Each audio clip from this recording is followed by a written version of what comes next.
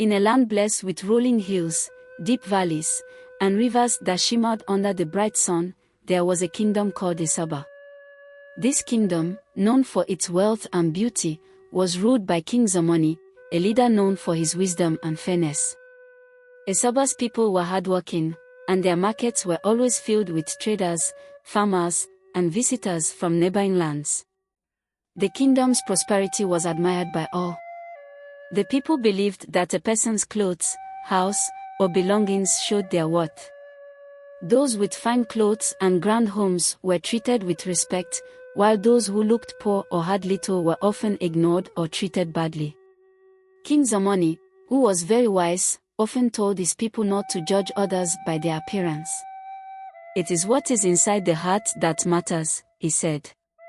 But despite his advice, the people continued to believe that what they will see is all that matters. One bright morning, as the sun shone over Deceive, a stranger appeared at the gates of the city. He was not like the travelers or traders who often visited the city. This man looked different. His clothes were old and torn, his sandals were worn from walking long distances, and he carried a small bag over his shoulder. The people in the marketplace, busy with their buying and selling, stopped to stare at the stranger. They whispered among themselves. "Look at him," one woman said, shaking her head. "He looks like he has nothing." A man selling fruits nearby laughed and added, "He looks like a beggar. What is he doing in our beautiful city?" The stranger, hearing the whispers but ignoring them, walked calmly into the market. He sat down under a large baobab tree and looked around, watching the people as they went about their day. His face was calm, and though he did not say a word, there was a peacefulness about him. Still, the people judged him by his clothes and appearance. To them, he was nothing more than a poor man who had no place in their fine city. After a while, Ademala, one of the richest traders in Deceive, noticed the stranger sitting under the tree. Ademala was a proud man. He wore the finest clothes and had many servants. His house was the biggest in the city, and he was known for his wealth. But Ademala was also known for his arrogance. He looked down on anyone who had less than him and treated the poor with no respect. Seeing the stranger sitting there, Ademala walked over with a sneer on his face. "What are you doing here, in my market?" Ademala asked, standing tall with his arms crossed. "This place is for people who have something to offer, not for beggars." The stranger looked up at Ademala and smiled gently. "I am not a beggar," he said quietly. "I am a traveler, passing through your land. I have come from far away and seek only rest for a while." Ademala laughed loudly, drawing the attention of others nearby. "Rest? In my city," he scoffed. "Look at yourself. Your clothes are torn, and you carry nothing of value. What could you possibly offer? You have no riches, no fine goods. You do not belong here." The people around Ademala nodded in agreement, their faces showing the same disdain. The stranger, still smiling, stood up slowly. "Not all riches can be seen," he said softly. "Sometimes the greatest treasures are hidden within." Ademala shook his head in disbelief. "Nonsense," he shouted. "If you were truly wise or rich in any way, you would not look like this. Now leave, before I have you thrown out." The stranger nodded politely, then turned and walked away from the marketplace without saying another word. The people laughed and went back to their business, forgetting about him as quickly as they had noticed him. The stranger wandered through the streets of Deceive until he reached the edge of the city. There, in a small, humble house, lived a widow named Adisa. She lived with her 2 children and worked hard every day to provide for them. They were not rich, and their home was small, but Adisa was known for her kindness and generous heart. Even though she had little, she always helped others whenever she could. When the stranger knocked on Adisa's door, she opened it with a warm smile. Unlike the others in the marketplace, she did not judge him by his clothes or appearance. Instead, she welcomed him into her home without hesitation. "Please, come inside," Adisa said kindly. "You look tired. Rest here and share what little food we have." The stranger thanked her and stepped inside the small house. Adisa prepared a simple meal of boiled yams, and they sat together at the table with her children. As they ate, the stranger told them stories from the many lands he had traveled. He spoke of distant mountains that touched the sky, of forests where the trees whispered secrets, and of rivers that sparkled like diamonds. The children listened with wide eyes, captivated by his tales, while Adisa smiled, happy to have such a kind guest. After the meal, Adisa offered the stranger a place to sleep. She made a bed for him near the fire, and he rested peacefully through the night. In the morning, before the stranger left, he turned to Adisa and said, "You have shown me great kindness, even though you have little to give. I thank you for your generosity." Adisa smiled and shook her head. "You are welcome here anytime," she said. "We may not have much, but we share what we can." The stranger reached into his small bag and pulled out a smooth, round stone. It was simple, but he held it out to Adisa with great care. "Take this stone," he said. "Though it may look ordinary, it holds great power.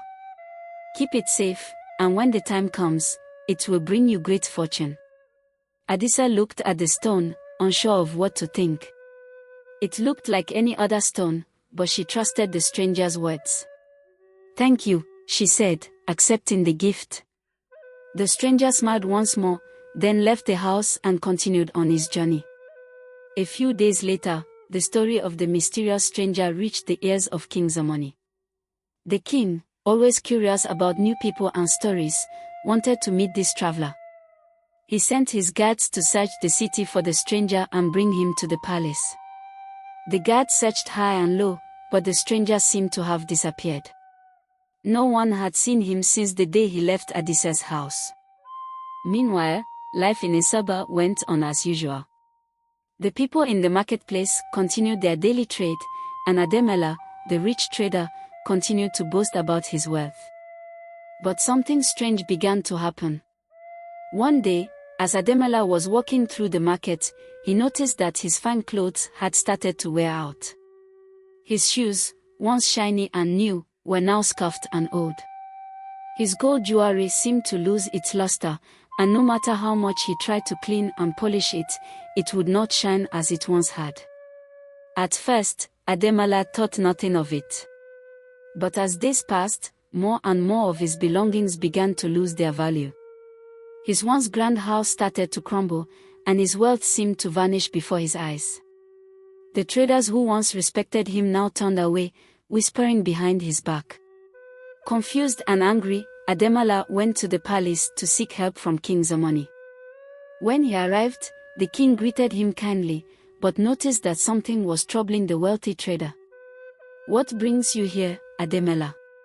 King Zamani asked. Ademela, his face filled with frustration, explained everything that had been happening. "My wealth is disappearing, my clothes are falling apart, and my house is crumbling," he said. "I do not understand why this is happening to me. I have worked hard to earn all that I have." The king listened carefully and then said, "Ademela, do you remember the stranger who came to the marketplace not long ago?" Ademela nodded, his face growing red with embarrassment. He remembered the poor stranger, and how he had treated him. King Zamani continued, his voice calm yet serious. "That stranger was not just any traveler. He was someone sent to test the hearts of the people in Isaba. He carried no wealth, no fine clothes, and yet he was full of wisdom. You, Ademela, judged him harshly based on what you saw, not knowing who he truly was. Your wealth is disappearing because you showed no kindness. You disrespected a man simply because he did not look as rich as you." Ademela's heart sank. He realized that his actions toward the stranger had brought this misfortune upon him. He had been proud of his wealth and appearance, believing it made him better than others. Now, all of that was slipping away, and he was powerless to stop it. But what can I do? Ademola asked, desperation in his voice. How can I fix this? King Zamani, who was always known for his fairness, thought for a moment before speaking. The first step, Ademola, is to understand that true wealth does not come from material possessions. It comes from kindness, generosity, and the way we treat others.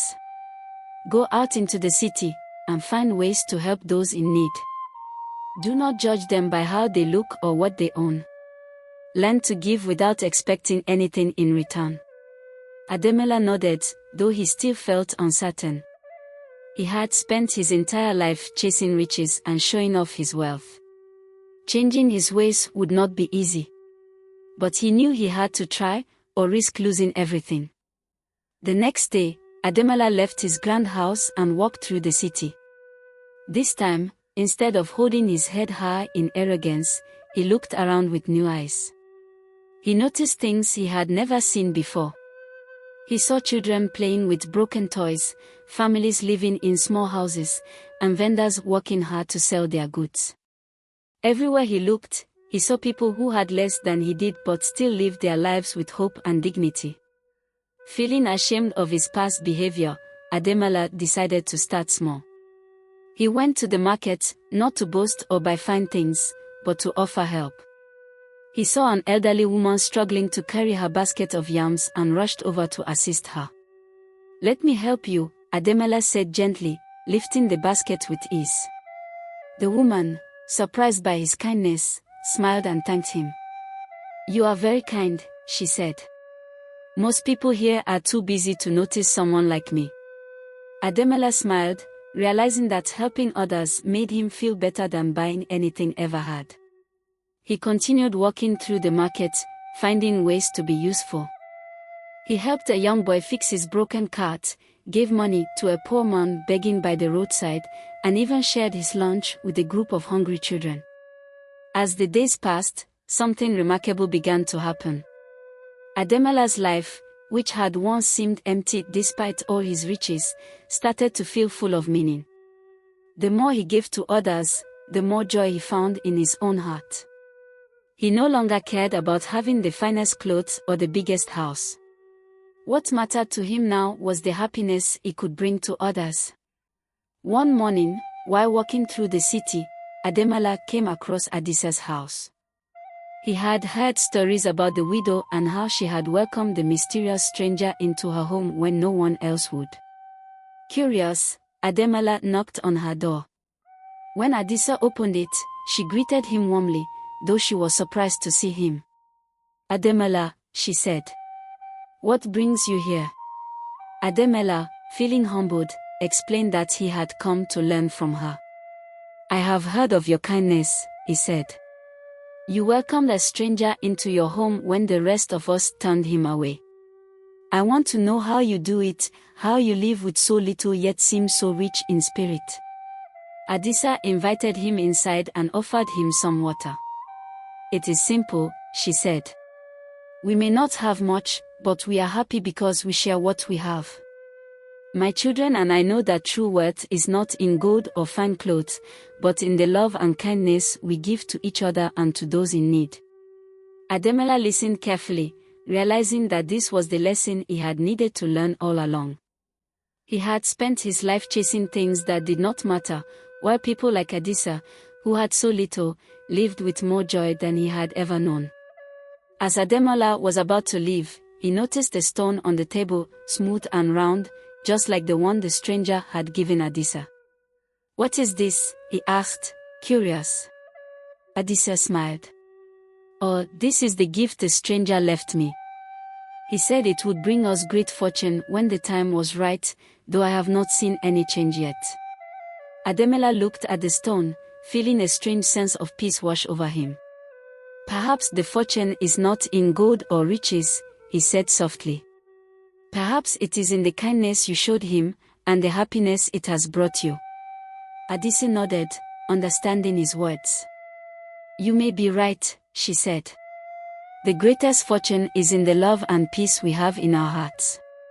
Years passed, and the story of the mysterious stranger became a legend in Isaba. The people no longer judged others by their appearance or wealth. They had learned, through Ademela's example, that kindness and generosity were the true marks of greatness. Ademela himself became known not as the richest man in Isaba, but as the kindest. His life, once filled with pride and arrogance, was now filled with joy and love. As for the mysterious stranger, no one knew where he had gone. Some said he was a wise traveler sent by the gods to teach the people of Isaba a lesson. Others believed he was a simple man who had seen the true value in life. But one thing was certain, his visit had changed the kingdom forever. And so, the people of Isaba lived in peace, always remembering the lesson the stranger had taught them: never judge by appearances, for true wealth lies within the heart.